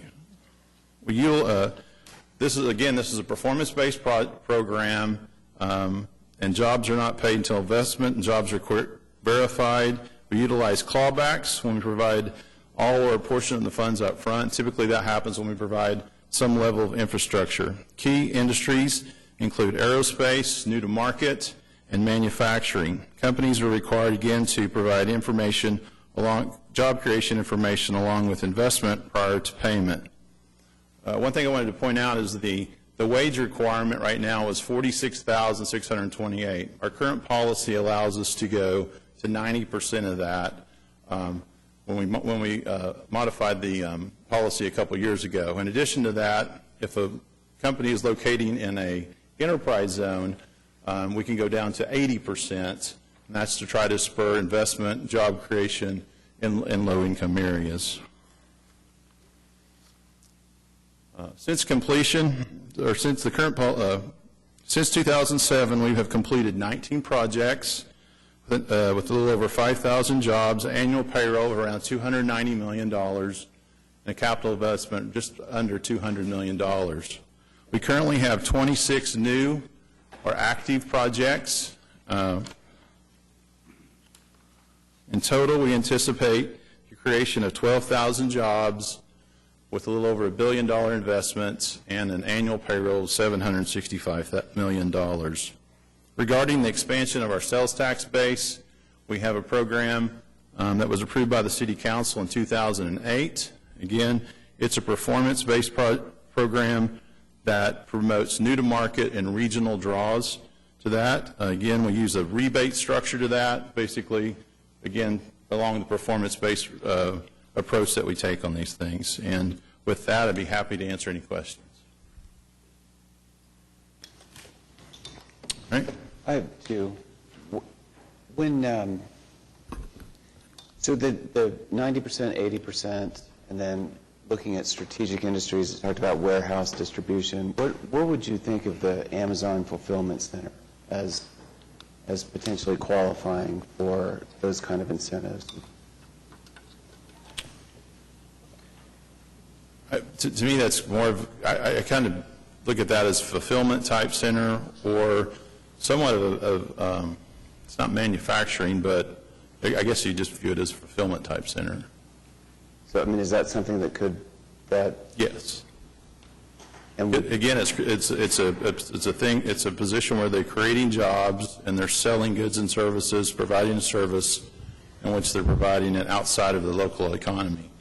And so I think that would be something that might qualify. The bulk of those jobs, I understand, are between $10 and $15 an hour. So $10 an hour for a family, 2 kids, that's right at the poverty line. How do you... Those type of jobs would not qualify for our program. So you would just throw, or do you do an average? And if the average comes up to $46,000, then they get credit for all the jobs? I really can't speak in hypotheticals right here, but if you have, again, 50 jobs with the average job of $46,000, those kind of jobs would qualify for our program. But in the past, we've averaged the salaries. Yeah, we'll do that, but it's an aggregate of all of those jobs has to equal the $46,000. If it's anything less, then those jobs do not qualify. Okay. I'm curious what you think. Last week or in the last 2 weeks, Steve Lockmeyer wrote about the Amazon Fulfillment Center, and he talked in there about that the Cabela's representative, he said he reported this before, I don't remember it, but the Cabela's representative indicated to him that they really didn't need the sales tax rebate incentive, that they were going to come here anyway. They clearly did not represent that to us. Didn't represent that to us. That's correct. I would assume so, or else we would have heard. But what are your thoughts on that? I mean, if he's saying, if he's negotiating with you and he's telling you, we need these incentives, we need these incentives, and then once he gets them, he's sharing with a local journalist that we really didn't need them, but since they're available, we'd be crazy not to ask for them. I mean, We evaluate each one on an individual basis. At the time, based upon the representative's Cabela's, we thought it was necessary to bring him. If you recall, we courted, I mean, we met with Cabela's year after year at the annual ICSC conference try to get them to look at Oklahoma City. So, I mean, we do that, and each year we go out there and try to bring new to market companies to Oklahoma City. And that's one of our goals to, again, expand the sales tax base. So, I mean, I personally am hurt and angered if they came and lied to you and misrepresented that they needed these incentives to come here, and then as soon as they got them, they gloated with a local journalist that they didn't really need them, and they asked for them because they were available. I mean, to me, that's dishonest, and they were not honest when they sat down with you. I'm hurt and angered. Thanks. Mark Cranenberg.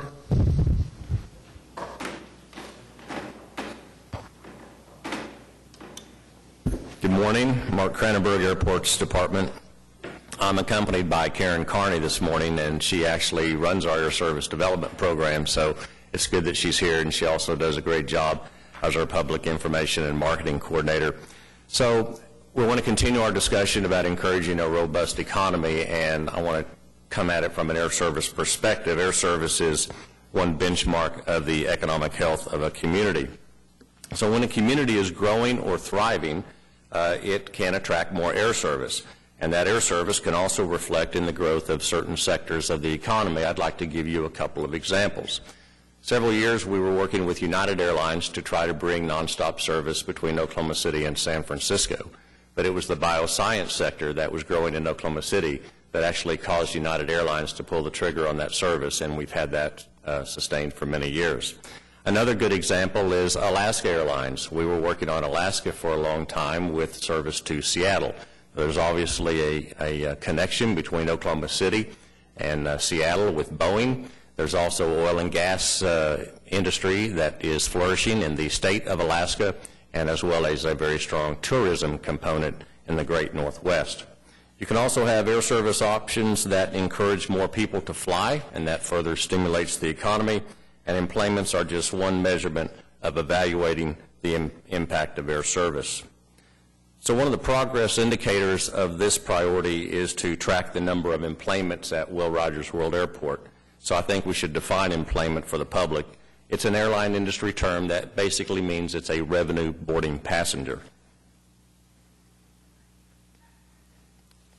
Looking at our history over the last few years, you can see from fiscal years FY15, 16, and 17, our employments were fluctuating, or our boarding passengers were fluctuating slightly up and slightly down.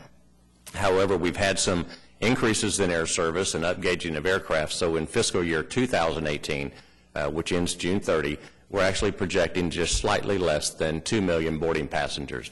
And for fiscal year 2019, we'll be projecting slightly above 2 million. I will say that in January through March of 2018, we are 11% higher on our boarding passenger numbers from that same time period last year. With regard to our air service development program, we pretty much employ three basic strategies. We regularly meet with the airlines. Karen will attend at least 2 air service conferences a year, where we, in conjunction with our air service consultant, will meet with 8 to 10 different airlines and have many presentations, either on incumbent service that we have today and evaluate how those are doing, or also mainly to target new opportunities.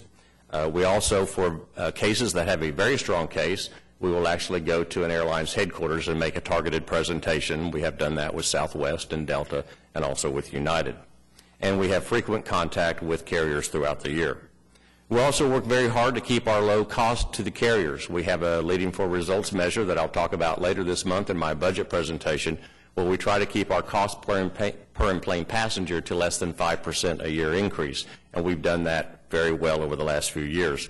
Oklahoma City is a small hub airport, and the median cost per in-plane passenger for a small hub airport is $8.27. We are at a low $6.66. And we also provide marketing and operational incentives for desired air service. This is a picture of our route map, and we have very good air service, especially nowadays from the east or to the east and west coast. People are often surprised about our route map and how good our service is. Except for the Boston Logan Airport, we serve every major market from Will Rogers World Airport. So there are some issues that can also impact air service, and these are sometimes external factors. With regard to the economy, if you look back at the financial recession that happened in the mid-2000s, as well as the high fuel prices, airlines react to those external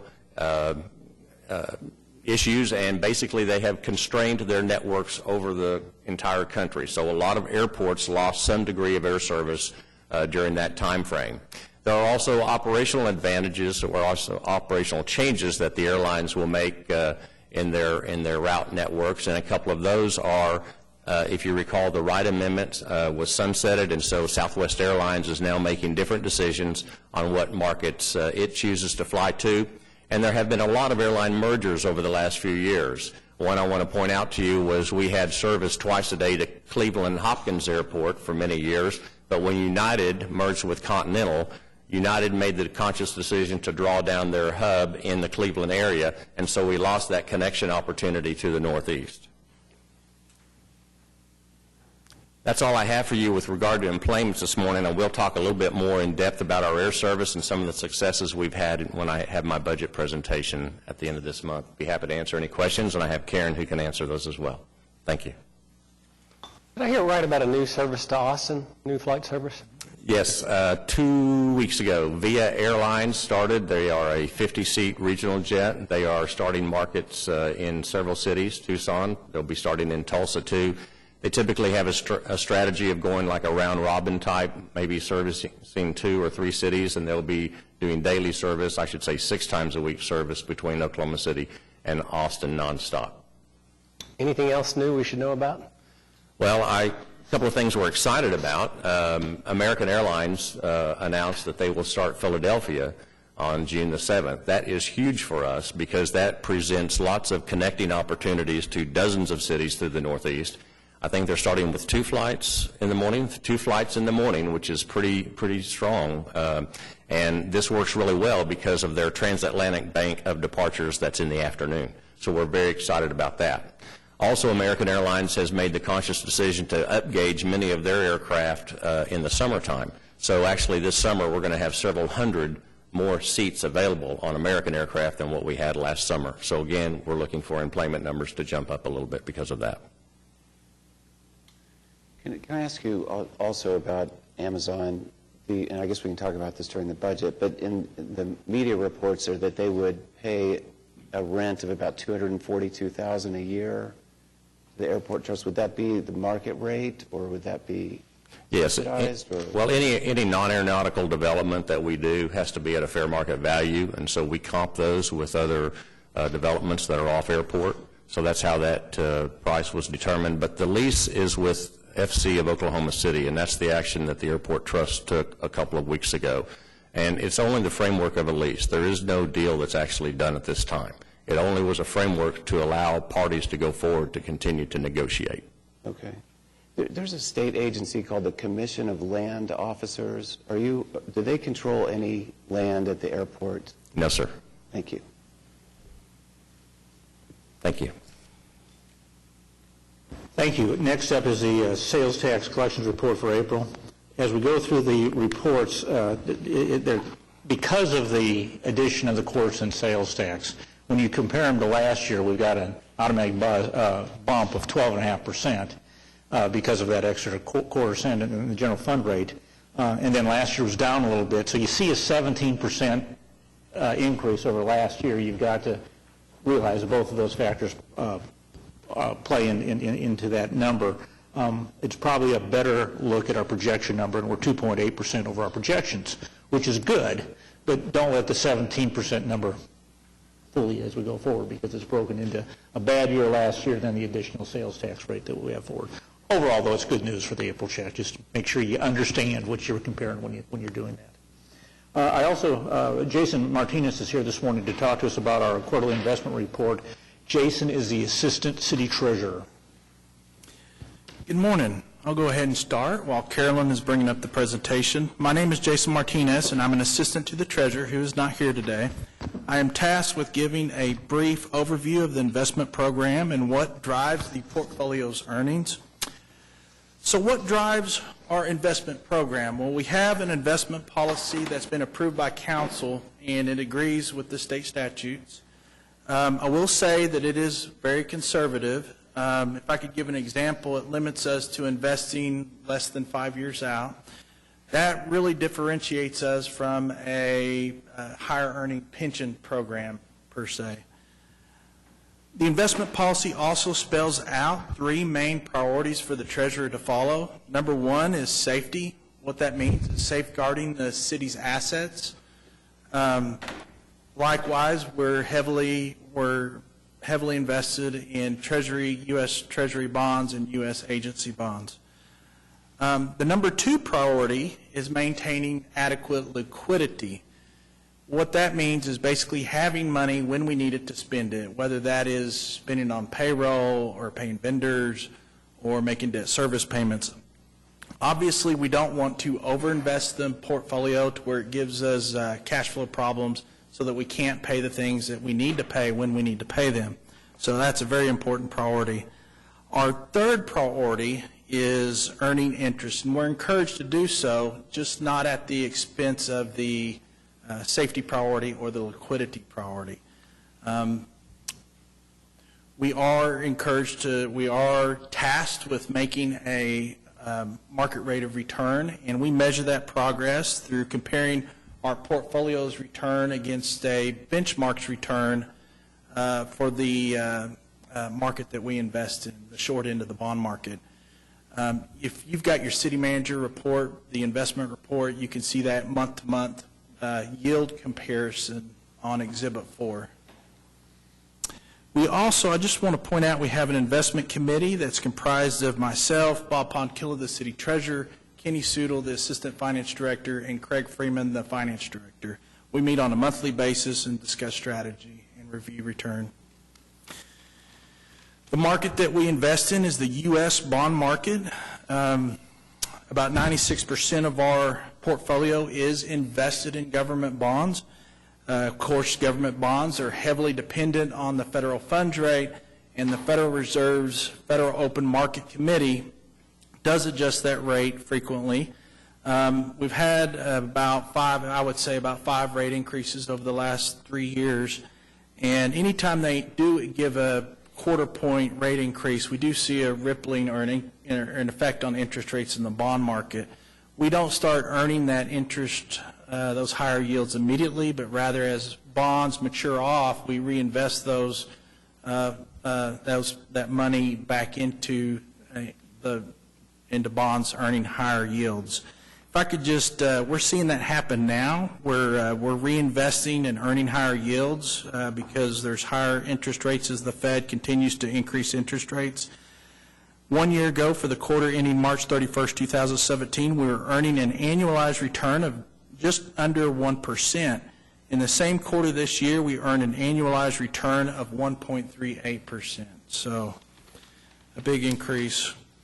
So looking forward, the report before you is kind of backward looking. It provides portfolio performance for the quarter end and year to date, but we're often asked what we expect going forward. Well, we do expect additional rate hikes this year. We don't have a crystal ball, so we don't know how many rate hikes that we're going to get. If you look at a survey of the Federal Open Market Committee members, on balance, they expect the federal funds rate to be at a range of 2% to 2.25% by the end of the year. That suggests an additional 2 quarter-point rate hikes during this year. If I had to guess, we'd probably get one in June and possibly another one at the December meeting. Another factor that heavily affects what we're going to earn going forward is how quickly the portfolio will turn over and those proceeds be reinvested in the higher yielding market.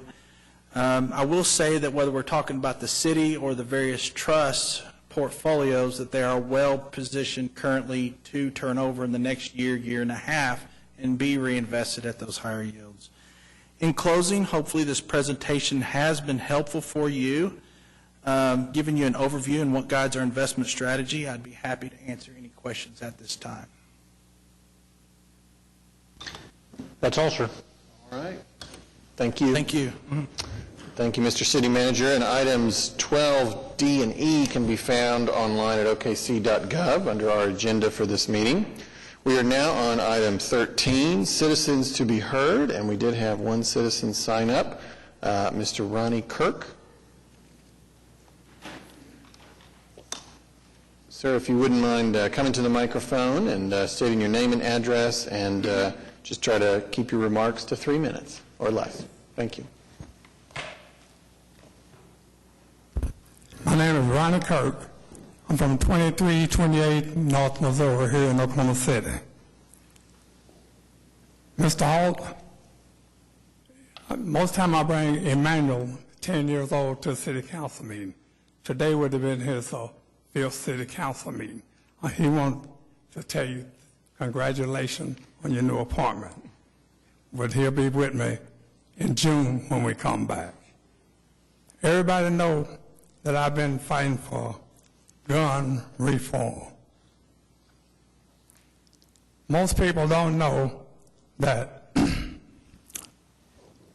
when a police shoots, he's shooting from muscle memory. Muscle memory. When an untrained person shoots a gun or have a gun pointed at him or shot at him, he shoots like this here. From nervous energy. Nervous energy reflect. If I'm sitting in the mirror, the Cox Convention Center holds 15,000 people. If 1,000 people in there went in with a gun, when they heard any gun go off, they're going to duck, lower their heads, look at their family, see what can be done. And once they start shooting, their hand not going to quit shooting until the gun empties, any type of gun they have.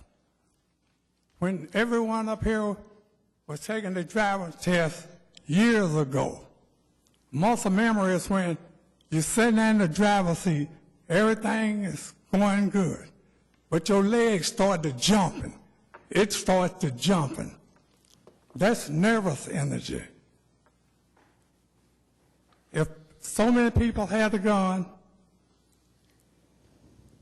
and someone come in and start shooting, once they start shooting, they're not going to quit. They're going to shoot more people from nervous energy than the one with the gun. I have kids, grandkids, they love going to the Cox Center. If I'm going, I don't want to be nervous every time you hear a click of anything. So this the gun law that's on the governor's desk today. I want y'all to speak for me, my grandkids.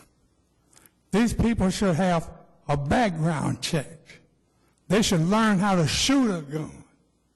Because muscle memory, they're going to kill so many people. If I'm driving down the street, I got red on, somebody else got blue on. They pull a gun out, I pull mine out. Do I wait for them to shoot? Who's in the wrong? I'm nervous. I'm in fear for my life also. If I shot and say I was in fear for my life, would I be right? If I sideswipe somebody... Mr. Kirk, we're at almost 4 minutes. I just wanted to... Is there any final thoughts you want to share? That is it. Okay. Well, thank you. Thank you for coming down, and thank Emmanuel for his kind words. Thank you. Thank you. And I also gave the same information at your office 2 weeks before the teachers marched. That's right. And I also gave all the council members the same information. Okay. Thank you. Y'all have a good day. All right, you too. Thank you, sir. Are there any other citizens to be heard? There's only one person in the chamber. I'm guessing no. So we will move on and recess into executive session to consider the items that we previously voted on to go into executive session. And so we will be back. We are recessed.